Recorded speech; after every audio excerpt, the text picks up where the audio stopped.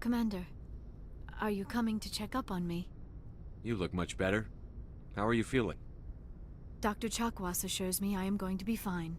I was impressed with her knowledge of Asari physiology. You're in good hands. Dr. Chakwas knows what she's doing. I never properly thanked you for saving me from the Geth, Commander. If you hadn't shown up, I'm just glad we got there in time. so am I. I know you took a chance bringing me aboard this ship. I have seen the way your crew looks at me. They do not trust me. But I am not like Benezia. I will do whatever I can to help you stop Saren. I promise. Don't worry, Liara. I trust you.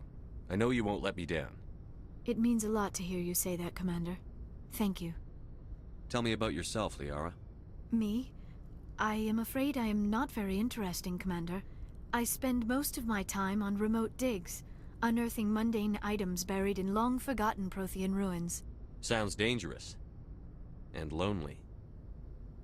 Sometimes I would run afoul of indigenous life forms or stumble across a small band of mercenaries or privateers, but I was always careful. Until the Geth followed me to Artemis Tau, I never found myself in any situation my biotics could not handle. As for the solitude, well, that is one aspect that most appealed to me. Sometimes I just need to get away from other people.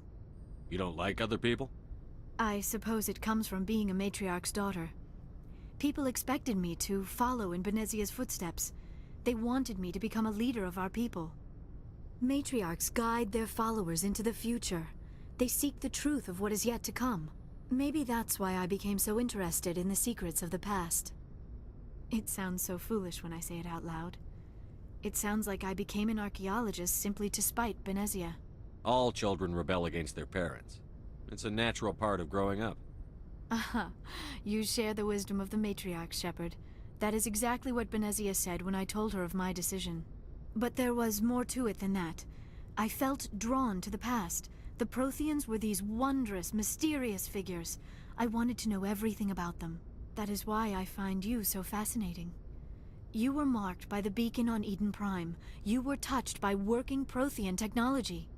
Sounds like you want to dissect me in a lab somewhere. What? No! I did not mean to insinuate. I never meant to offend you, Shepard. I only meant that you would be an interesting specimen for an in-depth study. No, that's even worse. Calm down, Liara. I was only joking. Joking? Oh, by the goddess, how could I be so dense? You must think I am a complete and utter fool. Now you know why I prefer to spend my time in the field with data disks and computers. I always seem to say something embarrassing around other people. Please, just pretend this conversation never happened. Do you know why Benezia joined up with Saren? I don't understand it. She was always outspoken about the need for the Asari to become more involved in shaping galactic events. Maybe she thought allying herself with Saren would somehow be for the greater good in the long run. At least I hope so. This hurts you, doesn't it? None of this makes any sense to me. I have not spoken to Benezia in many years, but I know her, and this was not like her.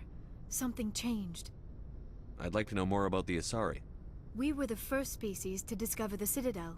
We were instrumental in forming the Council, and we always strive to be the voice of peaceful cooperation in galactic disputes. My people believe we are all part of a single galactic community. Each species contributes something to the greater whole. Although we seek to understand other species, it seems few of them seek to understand us. The galaxy is filled with rumors and misinformation about my people.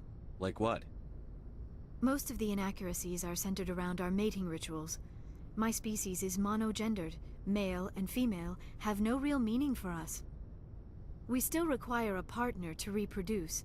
This second parent, however, may be of any species and any gender. I don't understand. Your species can mate with anyone? Mating is not quite the proper term, not as you understand it. Physical contact may or may not be involved, but it is not an essential element of the union. The true connection is mental. Our physiology allows us to meld with other beings. We can touch the very depths of their minds. We explore the genetic memory of their species. We share the most basic elements of their individual and racial identities. We then pass these traits on to our daughters. It is how we learn to grow as a species and how we develop a greater understanding of other races. What happens to your partner after the union? Every relationship is different. Some unions are a single encounter with both parents parting ways afterwards. Others can be more long-term. Sometimes an Asari and her partner will stay together for many decades.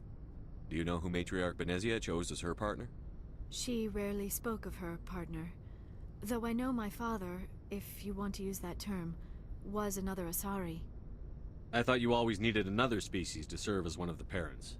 Think about it, Shepard. If we were not able to mate with our own species, we would have died out long before we ever mastered spaceflight and left our homeworld. Union with our own kind is no longer common, not for the purposes of reproduction. Most Asari believe it weakens our species. Asari daughters inherit racial traits from the father species. If both parents are Asari, then nothing has been gained, or so conventional wisdom would hold. I am what is sometimes called a pureblood, though no Asari would ever be cruel enough to say the word to my face. It is a great insult among my people. It is possible Benezia's partner was embarrassed by their union. She may have been too ashamed to publicly acknowledge me as her offspring. Maybe she wanted to meet you but couldn't. Something could have happened to her. Maybe she passed away. You might be right. I hope you are. But I have no way to know for sure. Benezia never spoke of her partner.